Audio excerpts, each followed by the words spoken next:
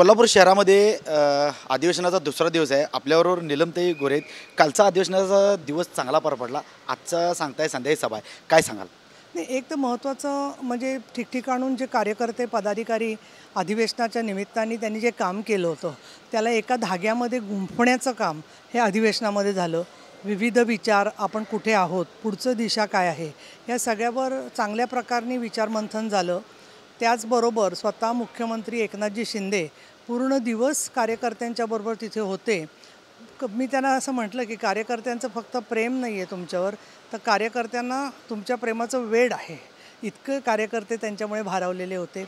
त्याचबरोबर आजसुद्धा अधिवेशनामध्ये संध्याकाळी जाहीर सभा आहे, माननीय मुख्य नेते आणि बाकीच्यांची भाषणं होणार आहेत, आजही काही विषय होणार आहेत। आणि मुद्दा असा की टीकेला उत्तर देणं हा एक भाग असतो, परंतु आपण कुठल्या दिशेने जायचं आहे हे ठरवण्याच्या दृष्टिकोनातून जे ठराव झाले अधिवेशनामध्ये, त्यामध्ये केंद्राची आणि राज्याची दिशा स्पष्ट झाली।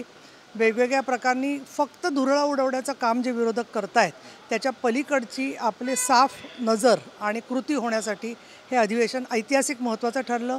राजर्षी शाहू छत्रपती महाराणी ताराबाई आणि कोल्हापूरची अंबाबाई यांच्या आशीर्वादाने महाराष्ट्रभर एकनाथजी शिंदे, शिवसेना आणि त्याचबरोबर NDAला देशामध्ये आणि राज्यामध्ये यश मिळावं यासाठी हे अधिवेशन अत्यंत महत्त्वाचा टप्पा आहे।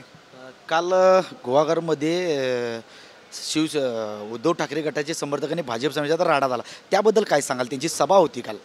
मुळामध्ये असं आहे की कायदा आणि सुव्यवस्थेवर एवढा ताण असताना अशा प्रकारे कुणीही वर्तन करणं याची गय केली जाणार नाही, हे मुख्यमंत्री एकनाथ शिंदे आणि स्वतः गृहमंत्री देवेंद्र फडणवीस यांनी वारंवार सांगितलेलं आहे। तरीही जेव्हा पराभव दिसायला लागतो त्यावेळेला असे हल्ले सुरू होतात, ही वस्तुस्थिती आहे आणि म्हणून पोलीस त्याची योग्य ती दखल घेतील। त्याचबरोबर मुंबईमध्ये काही बॉम्बस्फोटाच्या अफवा किंवा यंत्रणांना कळले, त्या दृष्टीने महाराष्ट्र पोलिसांनी अतिशय चांगली चोख व्यवस्था सगळीकडे केलेली आहे। विरोधकांनी तुमच्यावर टीका केली की 50 खोके एकदम मोक्यांचं हे अधिवेशन आहे, त्यामुळे ह्या अधिवेशनाला एवढी कुठं गर्दी होणार नाही असं विरोधक म्हणतात।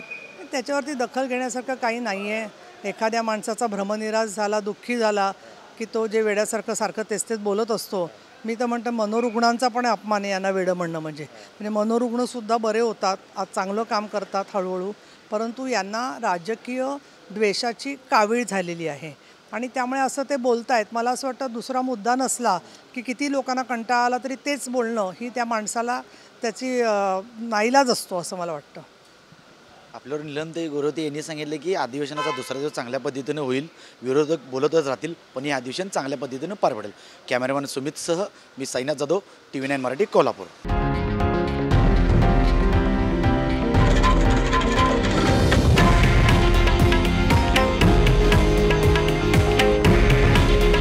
हे आहे देशातील नंबर 1 न्यूज नेटवर्क आणि आपण पाहत आहात TV9 मराठी। काळजी तुमची, हित महाराष्ट्राचं।